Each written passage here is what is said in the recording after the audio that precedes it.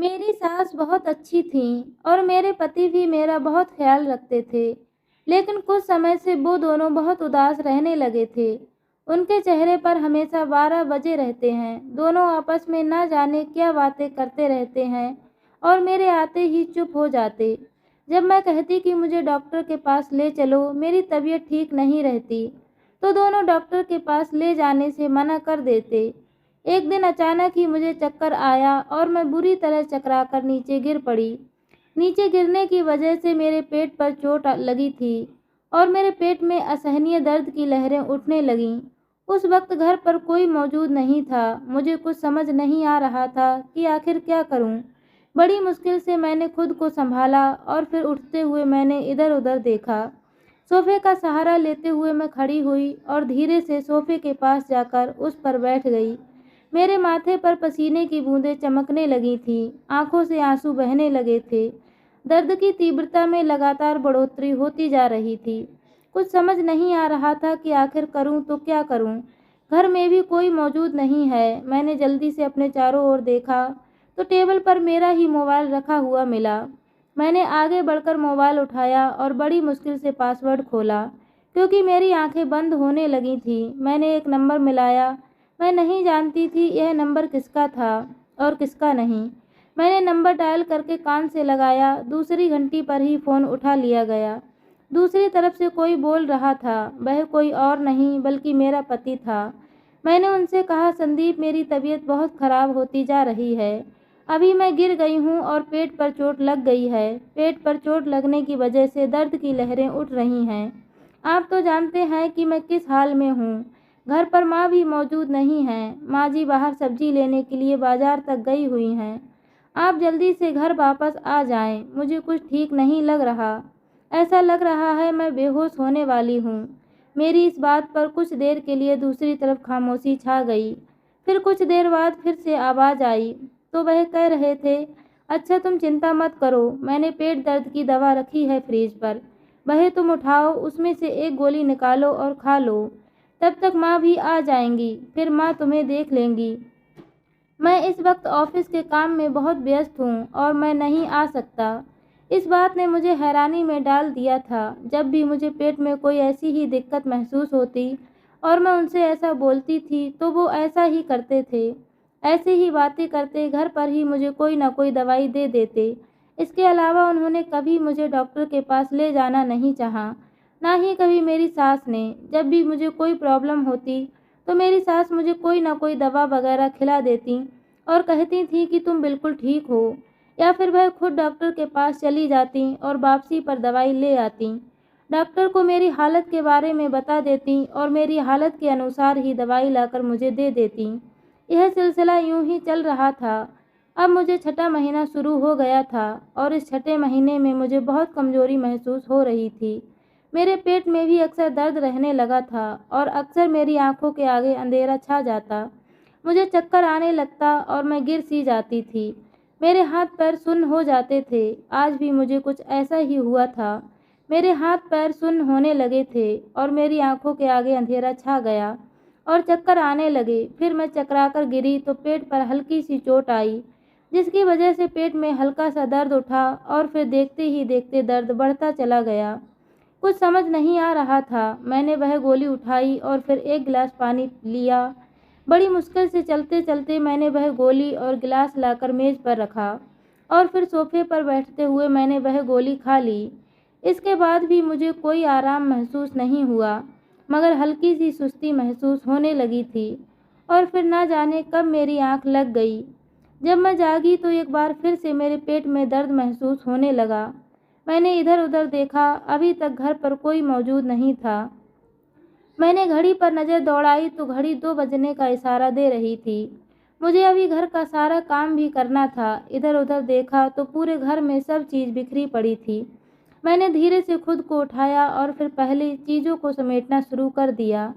रसोई की तरफ बढ़ी। रसोई में भी सब कुछ वैसा का वैसा बिखरा पड़ा था। अभी तक मेरी सास घर पर नहीं आई थी। अभी मैं घर को समेट ही रही थी कि दरवाजे पर घंटी बजी। मैं रसोई से निकलकर धीरे धीरे कदम उठाती दरवाजे की तरफ बढ़ी।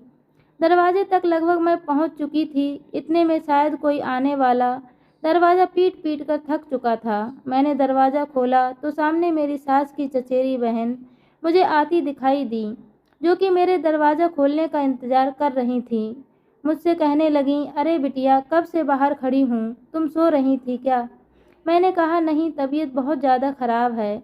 अभी मैंने ये कहा ही था कि उनकी नज़र मेरे चेहरे पर गई और जैसे ही उन्होंने सब कुछ देखा तो उन्होंने सीने पर हाथ रख लिया।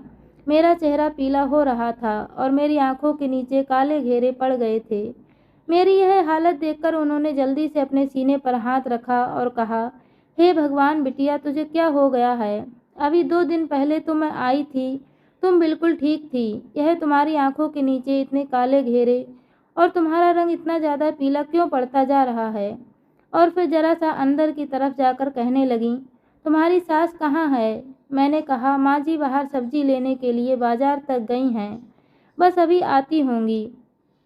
मैंने इतना कहा और उन्हें अंदर आने के लिए रास्ता दे दिया। वह अंदर आईं और फिर एक बार फिर से मुझे चक्कर आने लगे और मैं वहीं पर जैसे गिरने लगी। उन्होंने जल्दी से मुझे संभाला और मुझे सोफे तक ले आईं और फिर मुझे सोफे पर बिठाते हुए कहने लगीं, बिटिया, तुम्हारी तबीयत तो बहुत ज़्यादा ख़राब हो रही है। क्या हुआ था? मैंने उन्हें बड़ी मुश्किल से बताया कि मैं ऐसे ही चल रही थी और चक्कर आने पर मैं टकराकर गिरी थी और मेरे पेट में दर्द सा महसूस होने लगा था। मैंने अपने पति को कॉल की और उन्होंने मुझे कहा कि तुम गोली खा लो, दर्द ठीक हो जाएगा, लेकिन उससे भी मुझे नींद आ गई। मेरी सास अभी तक वापस नहीं आई थी और मेरी तबीयत अभी भी वैसी की वैसी ही है। अपनी हालत का बताते हुए मेरी आंखों से आंसू बहने लगे थे। मेरी यह बात सुनकर वह कहने लगी, यह तो बहुत खतरे वाली बात है, लेकिन इससे पहले क्या तुम्हारी सास और तुम्हारे पति ने चेकअप करवाया है या नहीं? किसी महिला डॉक्टर के पास तुम गई हो या नहीं? लेकिन मैंने कहा कि नहीं, अभी तक मुझे कहीं भी नहीं ले जाया गया। मैं जब भी डॉक्टर के पास जाने की बात करती हूँ, मुझे माँ जी और संदीप कहते हैं कि तुम बिल्कुल ठीक हो, तुम यह दवाई ले लो, या फिर डॉक्टर से जाकर मेरी हालत बताकर दवाई ले आते हैं। आज तक मुझे डॉक्टर के पास नहीं लेकर गए। उनका कहना है कि अगर डॉक्टर के पास ले गए तो नई नई बीमारियां निकाल देते हैं और जिसकी वजह से स्वास्थ्य में और परेशानी आ जाती है। वह मुझे तकलीफ़ में नहीं देख सकते, इस वजह से मुझे डॉक्टर के पास नहीं लेकर गए। मैंने अपनी मासूमियत उनके सामने रखी तो वह कहने लगीं, हे भगवान, अपनी हालत देखो, ऐसा कौन करता है? चलो मैं तुम्हें डॉक्टर के पास ले चलती हूँ। मैंने जाने से इनकार किया तो वह मुझे ज़बरदस्ती उठाने लगीं। कहने लगीं, अगर नहीं गई तो तुम्हारी जान भी जा सकती है। जो तुम्हारी हालत है इससे मुझे कुछ ठीक नहीं लग रहा। मजबूरन मुझे उनके साथ उठकर जाना पड़ा। अगले आधे घंटे में हम दोनों डॉक्टर के पास मौजूद थे। एक महिला अस्पताल था जिसमें सिर्फ औरतें ही औरतें दिखाई देती थीं। मैंने देखा यहाँ पर मेरे जैसी और भी महिलाएं मौजूद थीं जो कि माँ बनने वाली थीं और डॉक्टर से अपॉइंटमेंट लेकर आई हुई थी। मेरी हालत देखते हुए नर्स ने मुझे जल्दी से अंदर बुला लिया, लेकिन जैसे ही डॉक्टर साहिबा ने मेरा अल्ट्रासाउंड किया तो उनके चेहरे का रिएक्शन बदल गया। मेरा नाम नेहा है और मैं अपने माता पिता की दूसरी संतान थी। मेरा पहले एक भाई था, उसी ने मुझे पाल पोस कर बड़ा किया था, क्योंकि मेरे पैदा होते ही मेरी माँ इस दुनिया से विदा हो गई थी और मेरे पैदा होने से पहले ही मेरे पिता इस दुनिया से चले गए थे। मैं पैदा होने के साथ ही अनाथ पैदा हुई थी और मेरा भाई, जो कि 13 साल का था, उसने मेरे पालन पोषण का जिम्मा ले लिया और फिर मेहनत मजदूरी करके वह मेरा पेट पालने लगा। जब वह 25 साल का हुआ तो उसने शादी की और फिर भाई और भाभी दोनों ने मिलकर ही मेरी परवरिश की।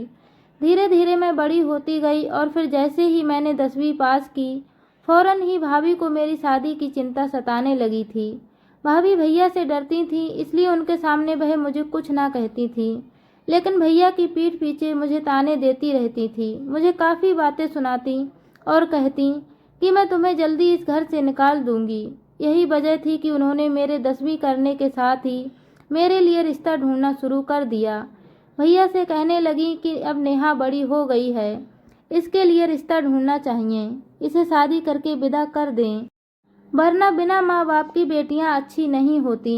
इन्हें हम चाहे जितना प्यार दे लें, लेकिन माँ बाप की परवरिश की तरह हम परवरिश नहीं कर पाते, या फिर वह अपने आप को आज़ाद समझकर कोई ना कोई बड़ा फैसला ले लेती हैं, और मैं नहीं चाहती कि वह कोई बड़ा कदम उठा ले। यह बात मैंने भाभी और भाई के कमरे से आते हुए सुनी तो मुझे ऐसा लगा जैसे किसी ने मेरे पैरों तले से ज़मीन खींच ली हो। भैया ने मुझसे इस बारे में बात की तो मैंने खामोशी से उन्हें जवाब दे दिया। मैंने कहा, भैया, मैं आपकी मर्जी के आगे सर झुका दूंगी। आप चाहे जिससे भी मेरी शादी करें, मैं तैयार हूँ। और फिर चट मंगनी पट ब्याह वाला दृश्य होने लगा। मेरी भाभी की ही कुछ जानने वालों में मेरा रिश्ता तय कर दिया गया और फिर 1 महीने बाद ही मेरी शादी कर दी गई।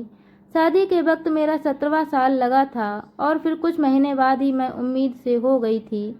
और जैसे ही मेरी सास और मेरे पति को पता चला तो वह दोनों बहुत परेशान हुए, लेकिन उन्होंने मुझसे अपनी परेशानी छुपा ली। लेकिन जब भी मुझे कोई तकलीफ़ होती, मैं उन दोनों को डॉक्टर के पास ले जाने का बोलती तो वह दोनों मुझे चुप करा देते, या फिर डॉक्टर के पास जाकर मेरी बीमारी के मुताबिक दवाई ले आते और घर आकर मुझे खिलाते थे और कहते थे, तुम्हें अभी डॉक्टर के पास जाने की ज़रूरत नहीं है, तुम बिल्कुल ठीक हो। डॉक्टर ने भी तुम्हें अपने पास आने से मना किया है। यहाँ तक कि मुझे मेरे भाई के घर तक जाने से रोक दिया गया और ना ही दोबारा मेरे भाई और भाभी ने मेरा हाल चाल पूछा था। हाँ, कभी कभी ऐसा हो जाता था कि भाई फ़ोन करते और फ़ोन पर उनसे थोड़ी बहुत बात हो जाती थी, लेकिन भाभी ने तो दोबारा मेरी तरफ देखना भी गवारा ना समझा।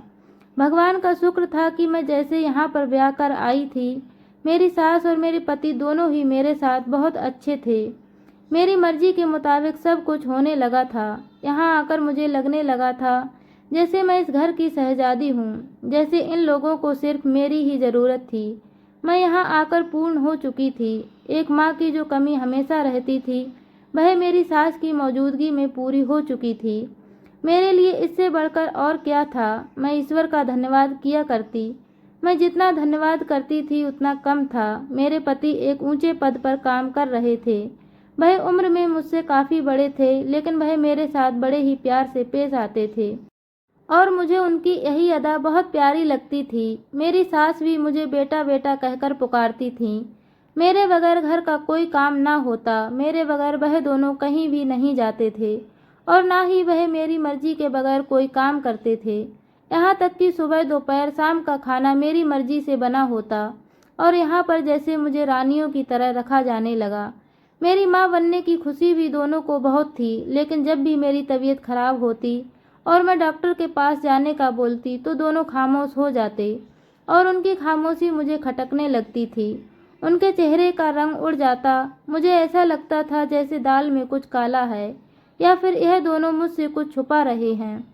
लेकिन ऐसा क्या हुआ था जो वह दोनों मुझसे छुपा रहे थे या मुझे बताना नहीं चाह रहे थे, या फिर ऐसा क्या था जो डॉक्टर के पास जाने से उनकी जान जाती थी। मैंने हैरानी से अक्सर अपने पति से पूछा था, लेकिन उन्होंने मुझे कोई जवाब ना दिया था। उनसे मायूस होकर मैंने अपनी सास से भी इस बारे में बात की थी, लेकिन वह मुझे कहने लगी, बेटा, यह तुम्हारा वहम है। हम नहीं चाहते कि डॉक्टर तुम्हारे साथ कुछ गलत करें, क्योंकि वह बीमारी ना होने की स्थिति में भी कोई ना कोई बीमारी बना देते हैं और फिर कुछ ऐसी दवाइयाँ दे देते हैं जिससे माँ बच्चे दोनों की सेहत पर असर पड़ जाता है और फिर हम तुम पर कोई आँच नहीं आने देते। बेटा, इसीलिए इस बात को समझो और खामोश रहो। जब तुम्हें डॉक्टर के पास ले जाने का समय आएगा, हम तुम्हें डॉक्टर के पास ले जाएंगे। अपनी सास की बात सुनकर मैं खामोश हो गई, लेकिन मेरे दिल को फिर भी तसल्ली ना हुई थी। अभी मैं यही सोच रही थी। मेरी शादी को 8 महीने हो चुके थे और मेरे पेट में पलने वाले बच्चे को अब लगभग 5 महीने हो चुके थे। 6ठा महीना शुरू हो चुका था और आज अचानक ही मैं चकराकर गिर गई थी और मेरे पेट में दर्द होने लगा था। मैं नहीं जानती थी कि ऐसा क्यों हो रहा है। मैंने अपने पति को कॉल की। उसने मुझे दवाई खाने के लिए कह दिया, तो फिर भी मेरी यही हालत थी। दरवाजे पर जाकर देखा तो वहाँ पर मेरी सास के रिश्ते की एक बहन मौजूद थी। उन्होंने मेरी हालत देखी और मुझे डॉक्टर के पास ले जाने लगी और फिर मैं मजबूरन उनके साथ डॉक्टर के पास चली गई। लेकिन डॉक्टर ने जैसे ही मेरा चेकअप किया, और मेरा अल्ट्रासाउंड किया तो वह हैरान हो गईं। सविता मौसी मेरे साथ खड़ी थीं। डॉक्टर ने उनकी ओर देखा, कहने लगी, आपको शर्म नहीं आती? इतनी छोटी सी बच्ची है, इसकी तो उम्र भी अभी शादी की नहीं, और आपने इसकी शादी कर ली, और अब तो यह 5 महीने का बच्चा इसके पेट में पल रहा है। आपको शर्म नहीं आती इतनी छोटी बच्ची की शादी करते हुए? और जानते भी हैं अब इसके साथ क्या हो चुका है। ऑपरेशन करना पड़ेगा। सविता मौसी मेरी तरफ देखते हुए कहने लगी, नहीं, ये मेरी बहू नहीं है, मेरी बहन की बहू है, और इस वक्त इसकी तबीयत बहुत ख़राब थी। इसके घर पर कोई मौजूद नहीं था, इसीलिए मैं इसे यहाँ पर ले आई। लेकिन अगर कोई बड़ी बात है तो आप मुझे बता दें। सविता मौसी ने बात कही तो वह कहने लगी कि इसके पेट के अंदर जो बच्चा है वह 2 दिन पहले ही मर चुका है, और उसका जहर धीरे धीरे इसके शरीर में फैलता जा रहा है। अगर वक्त पर ऑपरेशन ना किया गया तो फिर सारा जहर इसके शरीर में फैल जाएगा और उसकी जान भी चली जाएगी। जल्द से जल्द इसका ऑपरेशन करना होगा। डॉक्टर ने कहा तो सविता मौसी कहने लगी, ठीक है, मैं इसके घर वालों को सूचना दे देती हूँ, आप लोग ऑपरेशन की तैयारी करें। यह कहते हुए सविता मौसी बाहर चली गईं और डॉक्टर मेरे ऑपरेशन के लिए लग गईं। कुछ देर बाद दरवाज़ा खुला और मैंने देखा मेरा पति और मेरी सास दोनों ही मेरी तरफ बढ़ रहे थे।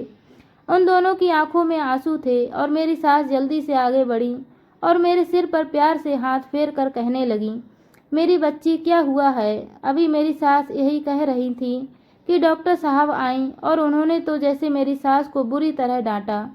कहने लगी, आपको शर्म आनी चाहिए, इतनी छोटी सी बच्ची की शादी करने के बाद आप लोगों ने इतना भी ना सोचा कि इसकी ज़िंदगी खराब हो सकती है। इस तरीके से इसकी जान भी जा सकती थी, और आप लोगों को चाहिए था कि पहले महीने से ही इसे मेरे पास ले आते या किसी और डॉक्टर के पास ले जाते तो बच्ची की ये हालत ना होती। जी तो कर रहा है कि तुम लोगों की पुलिस में कंप्लेंट कर दूं, लेकिन अभी इस वक्त बच्ची की जान बचाना बहुत ज़रूरी है। आप लोग बाहर जाएं, हमें ऑपरेशन की तैयारी करने दें। दूसरी नर्सों ने मेरे पति और मेरी सास दोनों को और साथ ही सविता मौसी तीनों को ही कमरे से बाहर निकाल दिया और फिर मुझे कमरे से ऑपरेशन थिएटर में भेज दिया गया। जब मैं होश में आई तो मैंने देखा कि मेरा पूरा शरीर सुन्न हो चुका था और मेरे आसपास मेरा पति, मेरी सास, सविता मौसी, डॉक्टर्स और नर्स खड़ी थी। मुझे होश में आता देखकर नर्स आगे बढ़ी और मुझसे मेरी तबीयत का पूछने लगी। उसके बाद डॉक्टर आगे बढ़ी और उसने मुझसे तबीयत का पूछा और कहने लगी, बेटा, क्या आपकी शादी आपकी मर्जी से हुई है? मैंने इधर उधर देखा, मुझे कोने में अपने भाई और भाभी भी खड़े हुए नजर आए। मैंने खामोशी से सिर हिलाया। मैंने कहा, जी, मेरी शादी मेरी मर्जी से हुई थी। तो डॉक्टर साहिबा कहने लगी, अगर कोई मजबूरी थी तो मुझे बताओ, किसी ने आपके साथ ज़बरदस्ती की है तो मुझे बताओ। इन लोगों पर बच्ची की कम उम्र का केस भी हो सकता है और साथ ही साथ तुम्हें इस हालत तक पहुंचाने का भी केस हो सकता है। लेकिन मैंने जल्दी से डॉक्टर साहब को भरी हुई आवाज़ में कहा, नहीं डॉक्टर साहिबा, ऐसा मत कीजिए। बस घर में थोड़ी सी मजबूरी आ गई थी, जिस मजबूरी के तहत मुझे शादी करनी पड़ी। मेरे भैया शादी के पक्ष में नहीं थे, लेकिन जो किस्मत में लिखा होता है वही होता है। मुझे अपने भाई और अपने पति से बहुत प्यार है। आप प्लीज़ डॉक्टर साहब मामला यहीं पर ख़त्म कर दीजिए। लेकिन फिर उसके बाद उन्होंने मेरी हालत को देखते हुए मेरे सिर पर प्यार से हाथ फेरा और कहने लगी, चलो ठीक है, तुम्हारे कहने पर मैं इन लोगों को कुछ नहीं कह रही, वरना इन लोगों को तो मैं देखती। और खबरदार आप लोग अब दोबारा इस बच्ची को इस हालत में ना लाना, वरना आप लोग मुझे जानते नहीं हैं। मैं पुलिस केस कर दूंगी और फिर आप लोगों का बचना बहुत मुश्किल हो जाएगा। और तुम, मेरे पति की तरफ उंगली करके कहने लगी, जब तक यह 20 साल की नहीं हो जाती तब तक तुम इसके करीब नहीं जाओगे और आपको इसका बहुत ख्याल रखना है। मेरी सास की तरफ हाथ करते हुए कहने लगी। मेरी सास ने आज्ञाकारी भाव से सर झुका लिया और मेरे भाई आगे बढ़े और मुझसे कहने लगे, मुझे माफ़ कर देना बेटा, मैं नहीं जानता था कि मेरी जल्दी में किए गए फैसले की इतनी बड़ी सज़ा तुम्हें मिल सकती है। मैं नहीं जानता था बेटा, मुझे माफ़ कर देना। अगर मुझे पता होता कि तुम्हें इतनी तकलीफ़ होगी तो मैं कभी तुम्हारी शादी ना करता। अगर तुम्हें कुछ हो जाता तो फिर मैं परलोक में अपने माता पिता को क्या मुंह दिखाता। मैंने तो तुम्हारी परवरिश का जिम्मा लिया था, लेकिन मैं तो तुम्हारी रक्षा ही ना कर सका। मैं कैसा भाई हूँ, मैंने तुम पर इतना बड़ा अत्याचार कर दिया। उन्होंने रोते हुए कहा तो मैंने प्यार से उनका हाथ पकड़ा और अपने होठों से लगा लिया। मेरे भैया मुझसे माफ़ी मांग रहे थे। मैंने उनसे कहा, भैया आप मुझसे माफ़ी मांग कर मुझे शर्मिंदा मत करें। ऐसा कुछ नहीं है, सब कुछ ठीक हो जाएगा। और फिर उसके बाद मेरी सास और मेरे पति ने भी मुझसे माफ़ी मांगी। उन्होंने बताया कि मैं नाबालिग थी, इसी डर की वजह से वह मुझे किसी डॉक्टर के पास लेकर नहीं जाते थे। उनके इस डर की वजह से आज मैं मौत के मुंह से वापस आई थी, लेकिन फिर भी मैंने उन्हें माफ़ कर दिया, क्योंकि वह दोनों मुझसे बहुत प्रेम करते थे। आज मैं अपनी ज़िंदगी में बहुत खुश हूँ। मेरी उम्र 24 साल हो चुकी है और इस वक्त मेरा एक बेटा है। भगवान का शुक्र है कि उस दिन उन्होंने मेरी जान बचा ली थी, वरना शायद मैं मर जाती। मैं आप लोगों से यही अनुरोध करूंगी कि कम उम्र में कभी भी अपने बच्चों की शादी मत कीजिए, वरना उनके बच्चों के साथ साथ उनकी अपनी जान को भी खतरा हो सकता है और फिर उसके बाद इस चीज़ की भरपाई आप नहीं कर सकते। सिवाय पछतावे के आपके पास कुछ नहीं बचता। तो ये थी हमारी आज की कहानी। आपको हमारी ये कहानी कैसी लगी हमें कमेंट बॉक्स में ज़रूर बताएं और ऐसी ही और अधिक कहानियाँ सुनने के लिए हमारे चैनल को सब्सक्राइब करें। साथ ही बेल आइकन को भी प्रेस कर दें ताकि आगे आने वाली प्रत्येक वीडियो का नोटिफिकेशन आपको सबसे पहले मिल सके।